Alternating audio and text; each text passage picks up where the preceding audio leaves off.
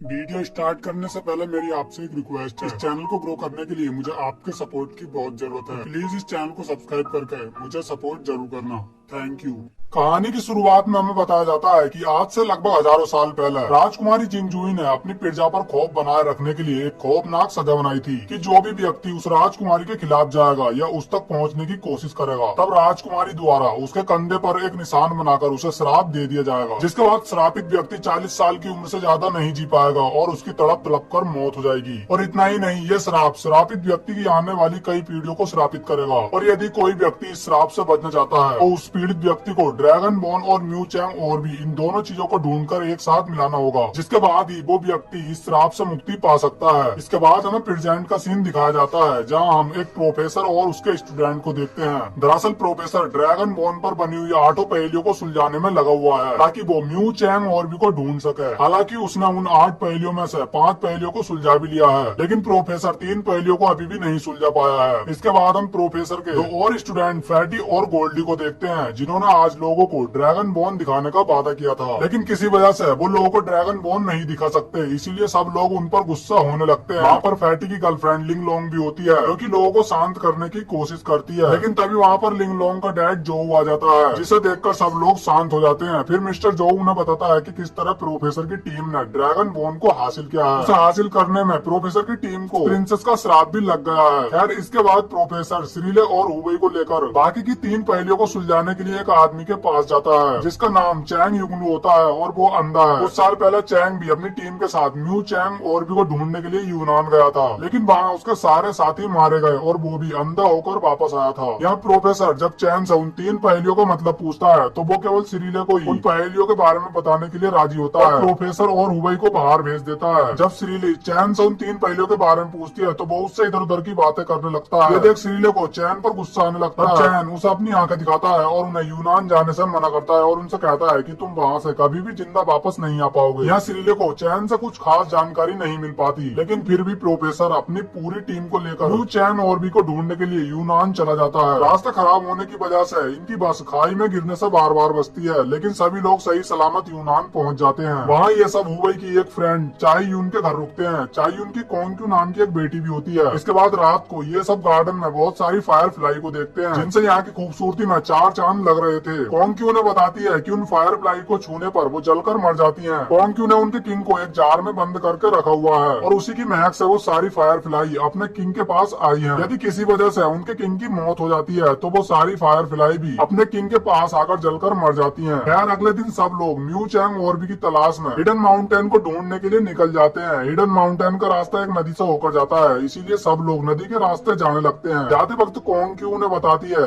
कि उन्हें वहाँ पर एक हवा में तैरता हुआ माउंटेन मिलेगा और रात को उन सबको उसी माउंटेन पर रुकना होगा, क्योंकि रात को जंगल के सभी पेड़ जहरीली गैस छोड़ते हैं। यार, इसके बाद ये लोग आगे बढ़ने लगते हैं और एक गुफा में पहुंच जाते हैं। बैटी फायर फ्लाई के किंग को भी अपने साथ ले आया था, लेकिन ये सब लिंग लोंग को बिल्कुल पसंद नहीं आता। इसके बाद फैटी उस नदी में एक मछली को पकड़ने लगता है, लेकिन तभी वो मछली उसे काट लेती है, जिससे उसके हाथ से खून निकलने लगता है और उसके खून की कुछ बूंदें नदी के पानी में गिर जाती हैं। जिसके बाद वहाँ मौजूद सही मछलियाँ उनका पीछा करने लगती हैं और उन पर अटैक करने लगती हैं। उनसे बचने के लिए सब लोग मिलकर उनका सामना करते हैं, लेकिन तभी एक और मुसीबत इनके सामने आ जाती है और कुछ उड़ने वाले कीड़े इनका पीछा करने लगते हैं। तभी प्रोफेसर और गोल्डी उन्हें फायर गन से जलाने लगते हैं। वही आगे जाने पर ये लोग अलग अलग टनल में पहुंच जाते हैं और अलग अलग नदी में नीचे जाकर गिरते हैं। हुबई, श्रीले और गोल्डी एक साथ होते हैं और अपने बाकी साथियों को ढूंढने के लिए निकलने लगते हैं। उधर प्रोफेसर फैटी और लिंगलोंग एक पुराने कब्रिस्तान में पहुंच जाते हैं और वो भी अपने साथियों को ढूंढने के लिए आगे बढ़ने लगते हैं। उधर हुबई को जंगल में किसी जानवर के बहुत बड़े पंजों के निशान मिलते हैं। इससे पहले कि वो कुछ समझ पाता तभी एक बहुत बड़ी लिजार्ड उन पर अटैक कर देती है, जिसके बाद ये सब लोग उससे बचने के लिए भागने लगते हैं। और एक दूसरी लिजार्ड प्रोफेसर की टीम पर भी अटैक करने आती है और उनके पीछे लग जाती है और वो लोग भी अपनी जान बचाकर भागने लगते हैं। भागते भागते प्रोफेसर की टीम और हुबई की टीम एक दूसरे के पास पहुंच जाती है, लेकिन लिजार्ड अभी भी इनके पीछे पड़ी थी, जिससे बचने के लिए ये लोग एक खाई में कूद जाते हैं। लेकिन वहाँ पर भी बहुत सारे लिजार्ड होते हैं जो कि सो रहे होते हैं और अब रात होने में भी कुछ ही देर बाकी होती है। और रात होने पर यहाँ के सभी पेड़ जहरीली गैस रिलीज करेंगे, इसलिए रात होने से पहले ही इन्हें उड़ते हुए माउंटेन तक पहुँचना होगा। हालांकि ये लोग उस माउंटेन को ढूंढ भी लेते हैं, लेकिन वहाँ पहुँचने के लिए इन्हें उन लिजार्ड के बीच से होकर गुजरना होगा। ये लोग लिजार्ड से बचते हुए किसी तरह उस माउंटेन तक पहुँच जाते हैं, लेकिन लिजार्ड भी इनके पीछे आने लगते हैं। तभी हुबई उस माउंटेन तक पहुँचने वाले रास्ते को ही तोड़ देता है, जिसके बाद सारे लिजार्ड खाई में गिर जाते हैं और हुबई किसी तरह माउंटेन तक पहुँच जाता है और ऊपर आ जाता है। प्रोफेसर उन्हें बताता है कि मैग्नेटिक फील्ड स्ट्रॉन्ग होने की वजह से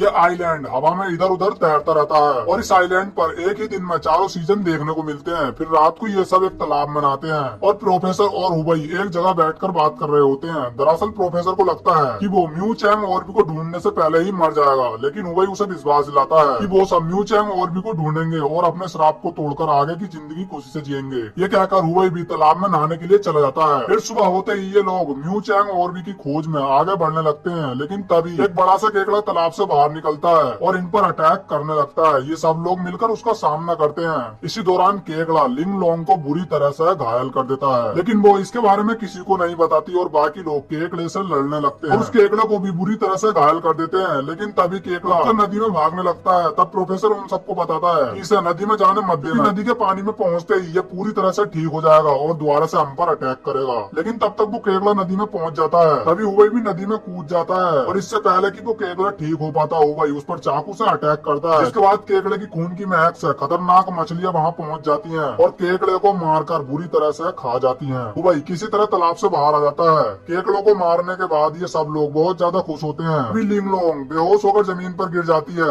ये सब लोग उसे होश में लाते हैं। तभी इन्हें पता चलता है कि केकड़े ने लिंग लोंग को बुरी तरह से घायल कर दिया है। यहाँ लिंग लोंग फैटी से कहती है कि फैटी उसे बहुत ज्यादा खुश रखता है और वो चाहती है कि उसे हर जन्म में फैटी की तरह ही जीवन साथी मिले। इसके कुछ देर बाद ही लिंग लोंग फैटी की ही बाहों में मर जाती है। इस बात से सब लोग बहुत ज्यादा दुखी हो जाते हैं और घर वापस लौटने का डिसाइड करते हैं, लेकिन हुबई घर वापस लौटने से मना करता है और अपने श्राप का निशान दिखाकर कहता है कि हमारा कोई भी कसूर नहीं है, फिर भी हमें ये श्राप मिला। एक बार उससे बात करना चाहता हूँ जिसने मुझे ये श्राप दिया है और तब तक मैं अपने घर वापस नहीं जाऊंगा, भले ही इसमें मेरी जान क्यों न चली जाए। अब हुबई की ये बात सुनकर सब लोग उसके साथ आगे बढ़ने का डिसाइड करते हैं, लेकिन प्रोफेसर इसमें हुबई का साथ देने से मना कर देता है और घर की तरफ वापस लौटने लगता है। प्रोफेसर के जाने के बाद सब लोग साथ मिलकर आगे बढ़ते हैं और माउंटेन के सबसे ऊपर तक पहुँच जाते हैं। वहाँ पहुँचने पर इन्हें हजारों साल पुराना राजकुमारी का मकबरा मिल जाता है। आगे चलने पर इन्हें एक बहुत बड़ी मूर्ति दिखाई देती है जिसके हाथ में म्यू चैंग और भी रखा होता है और ये सब इसी की तलाश में यहाँ आए। तभी ये देखते हैं कि वहाँ बहुत सारे केकड़े आ गए हैं और इन्हें चारों तरफ से घेर लिया है। वो केकड़े इन पर अटैक भी करते हैं, लेकिन ये लोग उनसे अपनी जान बचाते हैं और हुबई किसी तरह म्यू चैंग और भी तक पहुँच जाता है और उसे अपने हाथ में ले लेता है। लेकिन तभी वहाँ की सारी घंटियां बजने लगती हैं और सारे केकड़े अचानक ही वहाँ से चले जाते हैं। इसी दौरान वहाँ की सारी मूर्तियां टूट जाती हैं और एक बहुत बड़ा स्नेक इनके सामने आता है। फिर हमें दिखाया जाता है कि हजारों साल पहले राजकुमारी ने ही उस स्नेक को म्यू चैंग और भी की रक्षा करने के लिए भेजा था और तब से ही वो स्नेक जिंदा है और अब वो बहुत ज्यादा बड़ा और शक्तिशाली हो गया है। सब लोग स्नेक से बहुत ज्यादा डरने लगते हैं, लेकिन हुबई उससे बिल्कुल भी नहीं डरता। तभी वो स्नेक इन पर अटैक करने लगता है। इसी दौरान फैटी के बैग से फायर फ्लाई के किंग वाला जार नीचे गिर जाता है और उसमें एक छोटा सा होल भी हो जाता है, जिस वजह से उसकी महक की ओर सारी फायर फ्लाई तेजी से उसकी ओर बढ़ने लगती हैं। अब हुबई को कोंग की बात याद आती है कि अगर किसी तरह उन फायर फ्लाई के किंग की जलकर मौत हो गई, तब सारी फायर फ्लाई भी उसके पास आकर खुद ही जलकर मर जाएंगी। तब हुबई स्नेक को मारने के लिए उस फायर फ्लाई के किंग का यूज करने के लिए जाता है, लेकिन तभी स्नेक उस पर अटैक करता है और हुबई के हाथों से फायर फ्लाई के किंग वाला जार नीचे गिरकर टूट जाता है और उसमें से फायर फ्लाई का किंग बाहर आता है और वहाँ से उड़कर भागने लगता है। लेकिन तभी वहाँ अचानक से प्रोफेसर आ जाता है और फायर फ्लाई के किंग को पकड़ लेता है। प्रोफेसर के टच करते ही फायर फ्लाई का किंग जलने लगता है। तभी प्रोफेसर उस किंग को लेकर स्नेक के मुंह के अंदर चला जाता है, जिसके साथ साथ सारी फायर फ्लाई भी स्नेक के मुंह के अंदर चली जाती हैं और जलने लगती हैं। उनके जलने से स्नेक की पूरी बॉडी में आग लग जाती है और स्नेक के साथ साथ प्रोफेसर की भी मौत हो जाती है। उसके मरते ही ये पूरी जगह तबाह होने लगती है, लेकिन ये लोग बचकर वहाँ से भाग आते हैं और ये लोग लिंग लोंग की बॉडी को भी अपने साथ ले आए थे। घर पहुँचते ही ये लोग लिंग लोंग और प्रोफेसर का फ्यूनरल करते हैं और उनके लिए ईश्वर से प्रार्थना करते हैं। इसके बाद ये सब ड्रैगन बॉन और म्यू चैंग और भी को एक साथ मिलाते हैं, जिसके बाद म्यू चैंग और भी और ड्रैगन बॉन चमकने लगते हैं और इन सबको उस श्राप से मुक्ति मिल जाती है। उस श्राप के टूटने से अब ये लोग 40 साल की एज में नहीं मरेंगे और अपनी पूरी लाइफ आराम से जिएंगे। फिर मूवी के लास्ट सीन में हम एक पहाड़ पर एक भेड़ियों को चिल्लाते हुए देखते हैं, जिससे हमें पता चलता है कि ड्रैगन बॉन और म्यू चैंग और भी के मिलने से जानवरों को भी उस श्राप से मुक्ति मिल गई है और इसी के साथ ये मूवी यहीं पर एंड हो जाती है।